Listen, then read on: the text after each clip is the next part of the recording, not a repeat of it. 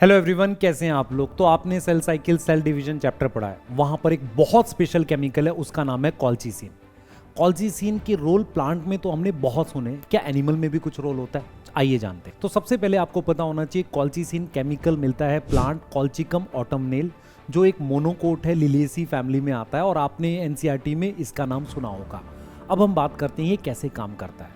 तो सबसे पहले आपको पता है मेटाफेज में स्पिंडल फाइबर असेंबल होते हैं। स्पिंडल फाइबर बने होते हैं माइक्रोट्यूब्यूल के, और माइक्रोट्यूब्यूल में अल्फा और बीटा ट्यूबुलिन प्रोटीन पॉलीमराइज होती है। यहीं पर काम करता है कॉल्चिसिन।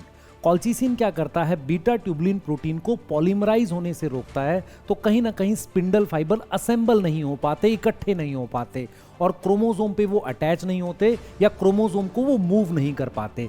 इसे हम कहते हैं कि वो स्पिंडल के पॉइजन की तरह काम कर रहा है। अब प्लांट में इसका क्या इंपैक्ट पड़ता है? प्लांट में क्या होता है, एनाफेज में सिस्टर क्रोमेटिड सेपरेट हो जाते हैं, हमारे पास वो अलग हो जाते हैं। पर कॉल्चिसिन की वजह से स्पिंडल फाइबर नहीं बनते हैं और वो जो क्रोमोसोम अलग हुए हैं वो एक ही सेल में रह जाते हैं।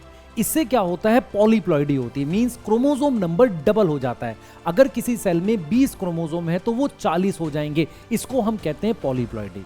अब एनिमल सेल में क्या होता है, कॉल्चिसिन की वजह से सेल की डेथ हो सकती है। कहीं ना कहीं ये इसको कैंसर के अगेंस्ट काम करने के लिए यूज कर सकते हैं हम इसे।